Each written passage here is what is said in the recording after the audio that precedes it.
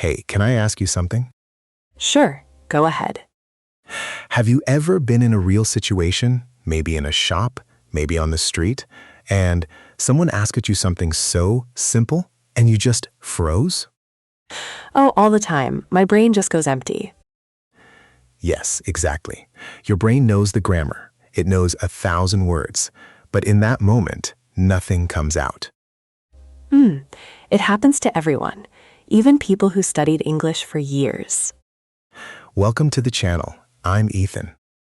And I'm Mia. Let's begin. Today, we are talking about the small conversations of everyday life. Not textbook English, real English. The kind you use to order a coffee, ask for directions, talk to a coworker, or just chat with a stranger while you wait for the bus. This podcast is good for learners at A2 or B1 level.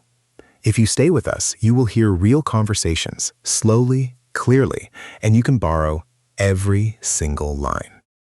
Maybe you are cooking right now. Maybe you are driving. Maybe you are just lying on your bed with your eyes closed. Wherever you are, welcome. Let's just talk. So, Ethan, where do we start? Let's start somewhere very small, a coffee shop.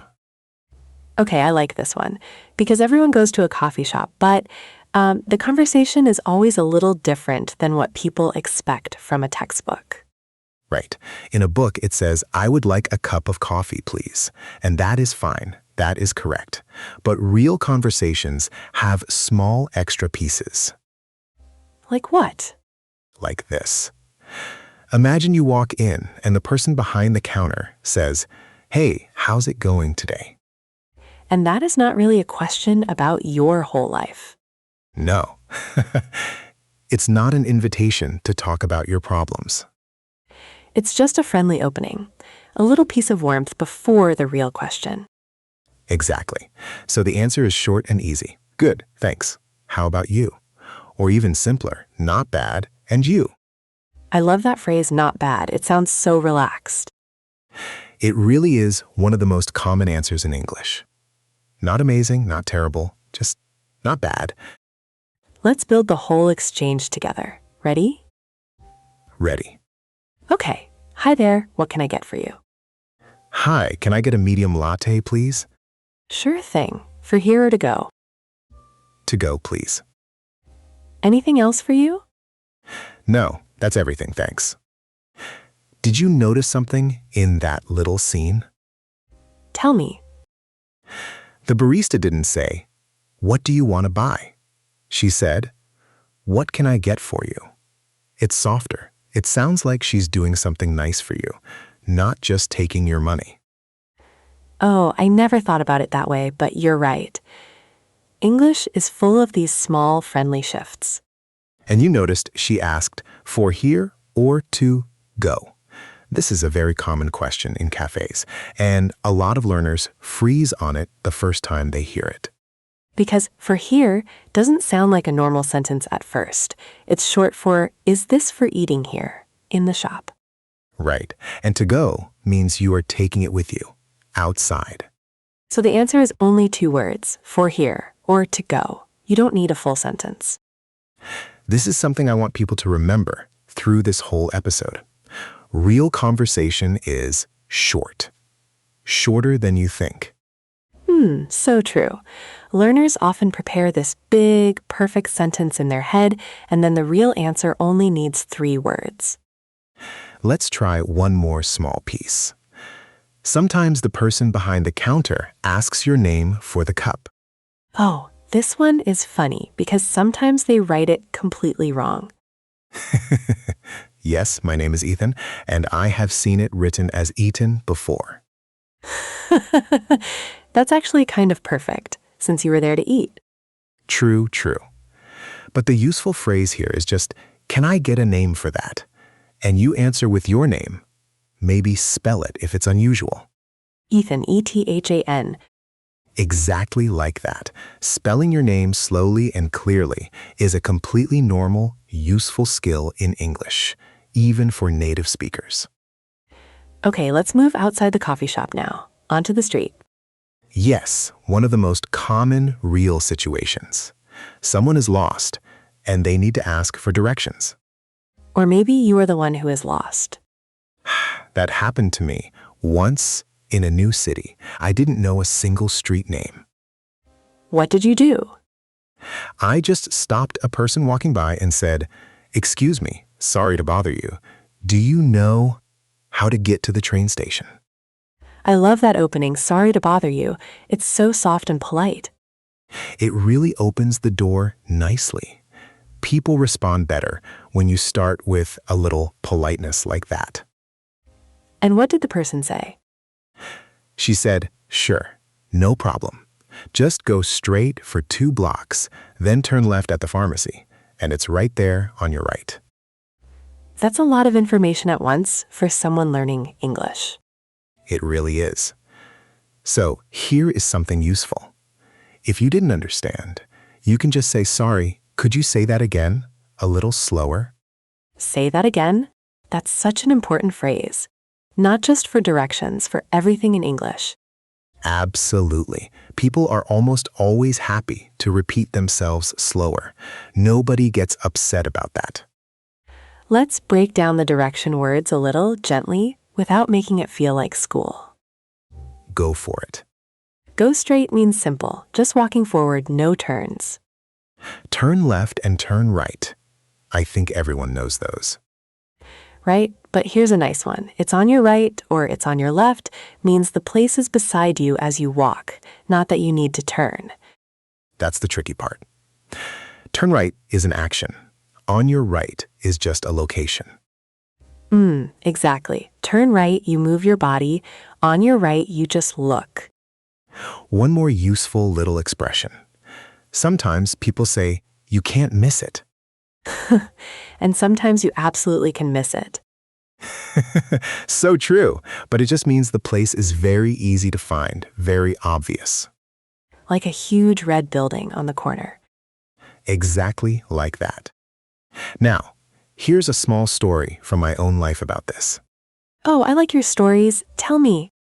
So once I asked someone for directions, and instead of talking, they just pointed and said, "Just follow this road. You'll see it." And did it work? No, I got lost again after 2 minutes because there were 3 roads, not 1. Classic. This is why it's okay to ask a second question. Sorry, just to check, is it this road or that one? Yes, and native speakers do this too. Asking twice is not embarrassing at all. I think a lot of learners feel embarrassed asking more than once. But think about it this way. Which is worse, asking twice or walking in the wrong direction for 20 minutes? When you say it like that, asking twice sounds very smart. It really is the smart choice every single time. Okay, let's switch places now. Let's go to work. Small talk with a coworker. This one is interesting because the tone is a little different from a coffee shop or the street. How so? Well, you see this person again and again, so the small talk builds a little relationship over time. True. It's not just one moment, it's part of a longer connection. So imagine it's Monday morning and you meet a coworker at the coffee machine. A very common place for small talk, by the way, wherever you work. Definitely. So the coworker says, "Hey, how was your weekend?" This question comes up so often. It's basically the number one work small talk question. And the answer doesn't need to be long or perfect. "Pretty good, thanks. I just relaxed at home. How about yours?" Or you can add just one small detail. "Pretty good. I went hiking with some friends. How about you?" One detail is enough. You don't need to tell your entire weekend story. This is something I want to underline for everyone listening. One small, real detail is more powerful than trying to build a perfect long answer.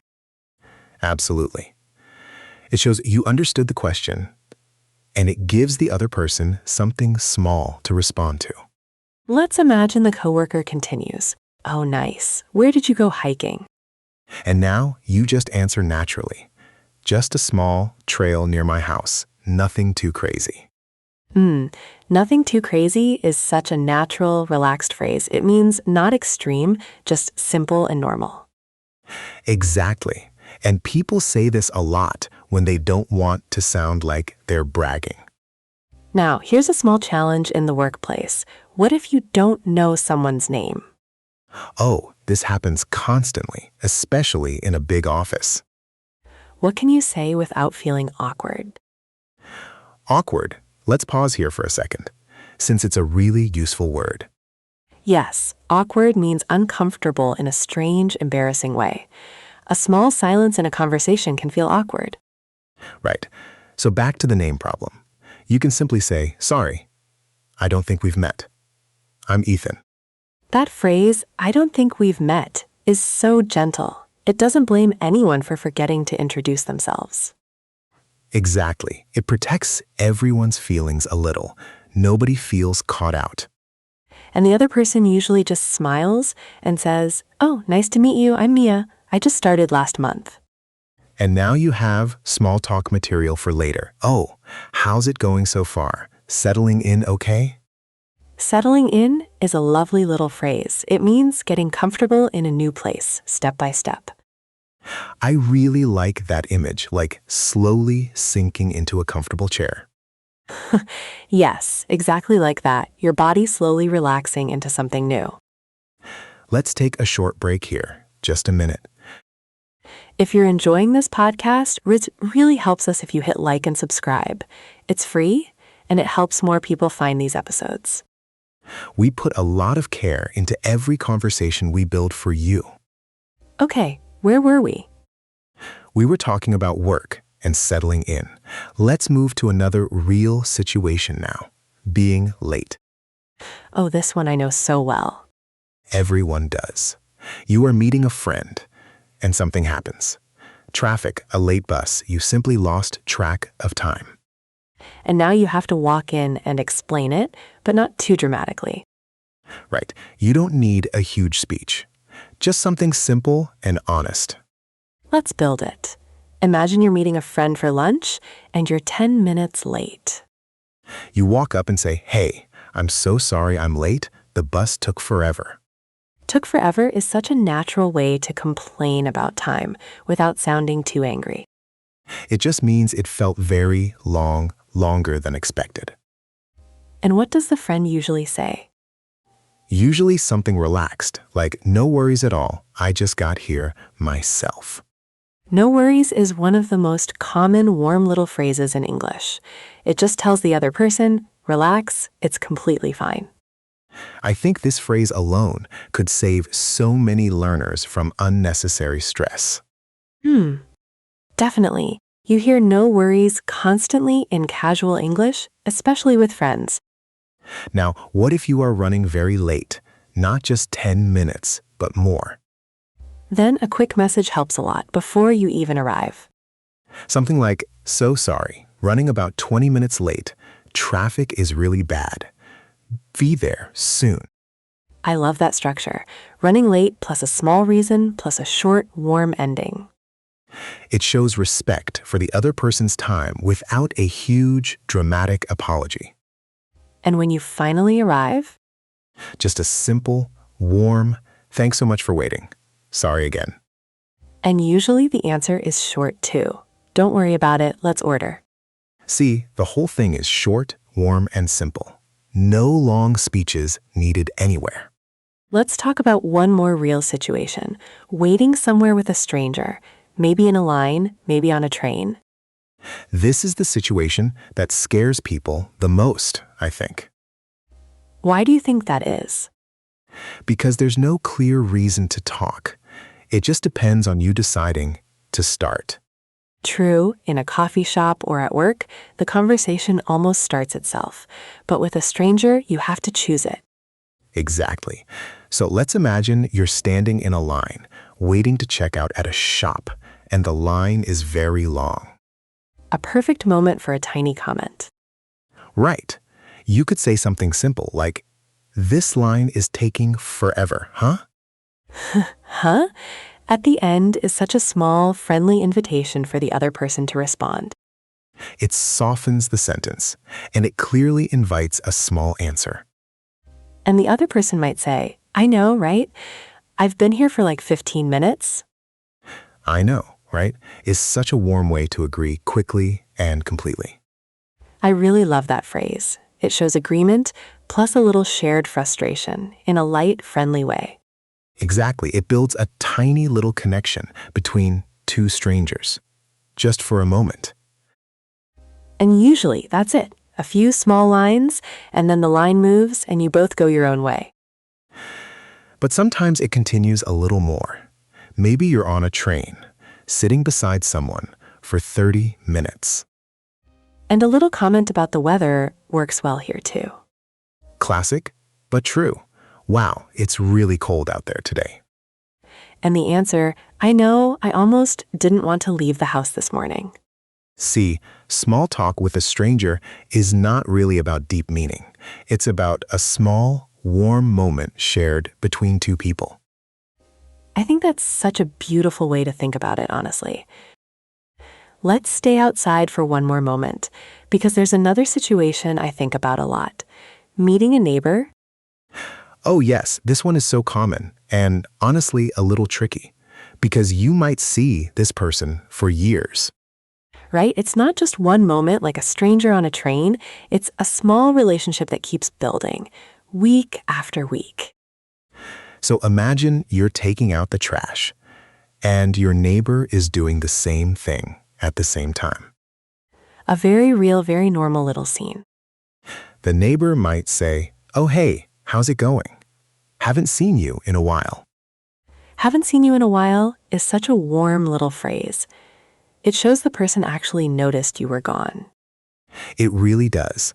And you can just answer, "Good, thanks. Just been really busy with work. How about you?" Then, maybe the conversation grows a tiny bit. Oh, by the way, did you hear they're fixing the elevator next week? And this is where small talk becomes something more useful. It's how you actually learn what's happening around you. Exactly. Small talk with a neighbor is basically the local news delivered by a real friendly person. I love that idea. And sometimes it's just a tiny comment about the weather again. But with a neighbor, it feels a little warmer, a little more familiar. Can you believe this rain? It's been raining for days. I know my dog refuses to go outside anymore. See, one small detail about your life, a pet, a small habit, and suddenly the conversation feels real and personal. And usually it ends naturally with something like, "Well, I should get going, but good to see you." Good to see you is such a lovely, simple way to close a conversation warmly without it feeling sudden or cold. Let's go somewhere else now. A restaurant, sitting down for dinner.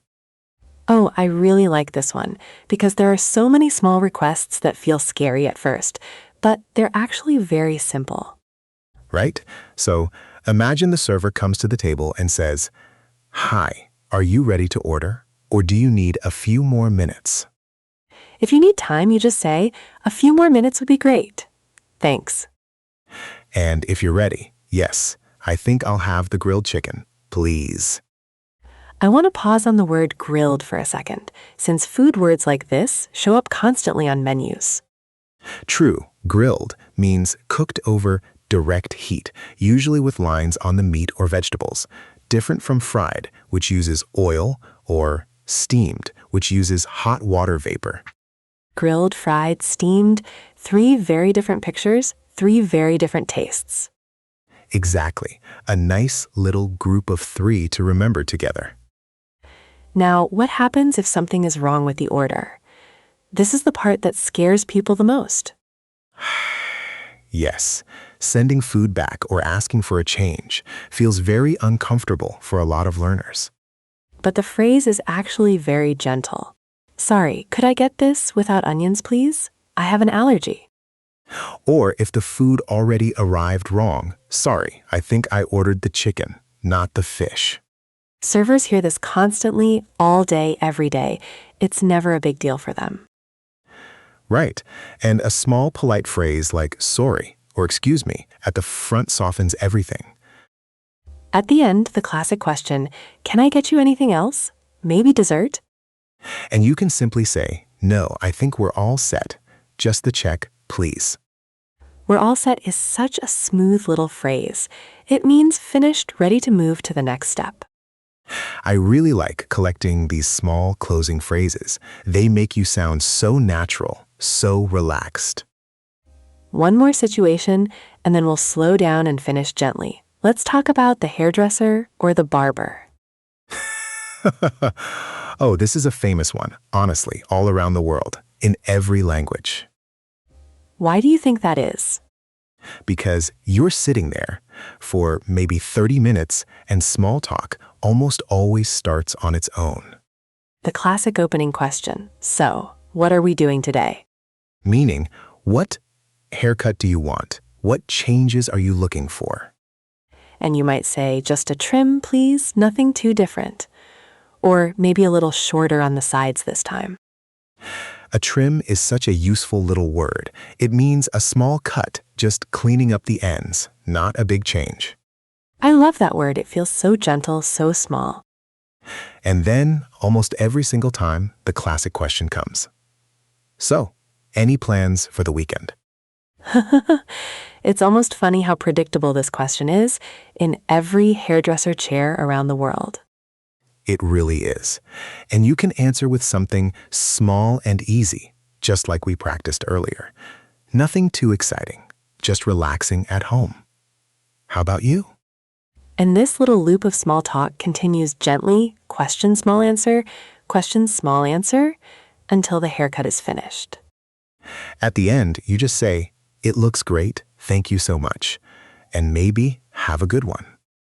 Have a good one is such a warm, casual way to say goodbye, almost like a smaller, friendlier version of have a nice day. There's one more situation I really want to cover because it feels scary for so many people. Meeting someone new at a party. Oh, this one. Walking into a room full of strangers is genuinely one of the hardest things in any language. It really is. But the good news is, party small talk actually follows a pretty simple, gentle pattern. Let's build it together. Imagine you're standing near the snack table, feeling a little unsure, and someone comes to stand near you too. A perfect moment for a tiny, low-pressure opening line. You could simply say, "Hi, I don't think we've met. I'm Ethan." We use that phrase back at the office too. Remember, it works almost everywhere, at work, at a party, anywhere new people gather. Exactly. One useful phrase, so many different doors. And the other person answers, "Hi Ethan, I'm Mia. Nice to meet you. So, how do you know the host?" This question, how do you know the host, might be the single most common party question in English. It's brilliant, actually, because everyone at a party has an answer, and it opens up a whole story. You could say, "Oh, we used to work together a few years ago. How about you?" Or something simple, we're neighbors actually, just down the hall. And now the conversation has somewhere real to go, based on a true little detail from your life. What if there's an awkward silence, though? It happens, even in a friendly party. A really gentle trick here is just to comment on something around you. "This music is really good. Do you know who this is?" Or something about the food. Have you tried the little appetizers? They're really good. Small, safe, easy topics. Nobody feels pressure answering a question about snacks. True, nobody has ever felt nervous talking about appetizers. And when it's time to move on, maybe to say hello to someone else, you just say, "It was really nice talking to you. I'm going to go say hi to a few more people, but let's chat again later." That phrase protects everyone's feelings. It's warm, it's honest, and it leaves the door open without any pressure. I think that's such an important skill, actually. Ending a conversation kindly, without just walking away suddenly. So true. A soft ending is just as important as a soft beginning. Let's slow down here for a second, Because I want to say something important. Go for it. A lot of learners think small talk is fake or not important because it's not deep. But it's actually one of the most useful skills in a new language. Exactly. Because small talk is the door. You can't reach a deep, real friendship without walking through the small door first. That's such a lovely way to say it. The small talk is the door, and real connection is the room behind it.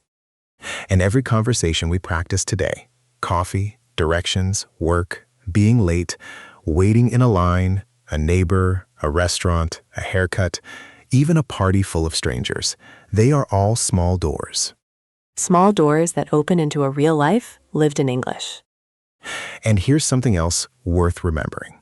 You don't need every single word to be perfect for a door to open. True. Most of the people we talk to in these small moments are not judging your grammar at all. A barista, a neighbor, someone at a party. They're just happy you said something warm and human.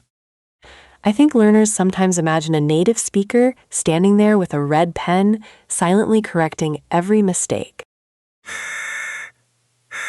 But in real life, that person is usually just thinking about their own coffee, their own bus, their own day. So the pressure we feel in our heads is often much bigger than the pressure that's actually there in the room. That's such a comforting thought, honestly. And I think it's worth repeating slowly. The pressure in your head is bigger than the pressure in the room.